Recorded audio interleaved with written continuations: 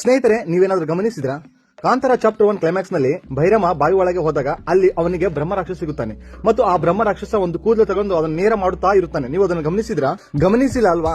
ಮತ್ತು ನೀವು ಇದರ ಕಥೆಯನ್ನು ಮಿಸ್ ಮಾಡ್ಕೊಂಡಿದ್ದೀರಾ ಎಂದು ನನಗೆ ಖಚಿತವಾಗಿದೆ. ಆ ಬ್ರಹ್ಮ ರಾಕ್ಷಸನು ಆ ಕೂದಲನ್ನು ನೇರ ಮಾಡಲು ಏಕೆ ಪ್ರಯತ್ನಿಸಿದ್ದಾನೆ ಗೊತ್ತಾ?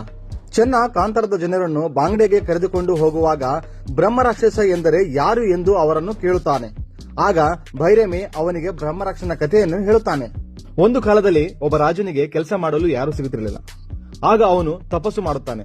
ಆ ತಪಸ್ಸಿಗೆ ಮೆಚ್ಚಿ ಬ್ರಹ್ಮ ಋಷಿ ಅವನಿಗೆ ಒಬ್ಬ ಮನುಷ್ಯನನ್ನು ನೀಡುತ್ತಾನೆ. ಆ ಮನುಷ್ಯ ರಾಜ ಹೇಳಿದ ಪ್ರತಿಯೊಂದು ಕೆಲಸವನ್ನು ಮಾಡಬಲ್ಲನಾಗಿದ್ದ. ಆದರೆ ಬ್ರಹ್ಮ ಋಷಿಗಳು ಒಂದು ಎಚ್ಚರಿಕೆಯನ್ನು ನೀಡುತ್ತಾರೆ. ಈ ಮನುಷ್ಯನನ್ನು ಯಾವತ್ತೂ ಸುಮ್ಮನೆ ಇರಲು ಬಿಡಬೇಡ. ಒಂದು ವೇಳೆ ಅವನು ಸುಮ್ಮನೆ ಇದ್ದರೆ ಇಡೀ ಮನುಷ್ಯನನ್ನೇ ತಿಂದು ಬಿಡುತ್ತಾನೆ ಎಂದು ಹೇಳುತ್ತಾನೆ. ಮತ್ತು ಆಗುವುದು ಅದೇ. ರಾಜನ ಬಳಿ ಅವನಿಗೆ ಕೊಡಲು ಯಾವುದೇ ಕೆಲಸ ಉಳಿಯದೇ ಇದ್ದಾಗ ಅವನು ರಾಜನನ್ನೇ ತಿನ್ನಲು ಶುರು ಮಾಡಿದ. ಆದರೆ ರಾಣಿಯು ಆ ಮನುಷ್ಯನಿಗೆ ತನ್ನ ಸುರುಳಿಯಾದ ಕೂದಲನ್ನು ಕೊಟ್ಟು, ನೀನು ಈ ಕೂದಲನ್ನು ಸರಿ ಮಾಡು ಎಂದು ಹೇಳುತ್ತಾಳೆ. ಅಂದಿನಿಂದ ಆ ಬಡಪಾಯಿ ರಾಕ್ಷಸನು ಅದೇ ಕೂದಲನ್ನು ನೇರ ಮಾಡಲು ಪ್ರಯತ್ನಿಸುತ್ತಲೇ ಇದ್ದಾನೆ. ಇದನ್ನೇ ನಾವು ಕಾಂತಾರ ಕ್ಲೈಮ್ಯಾಕ್ಸ್ ದೃಶ್ಯದಲ್ಲಿ ಕಾಣುತ್ತೇವೆ.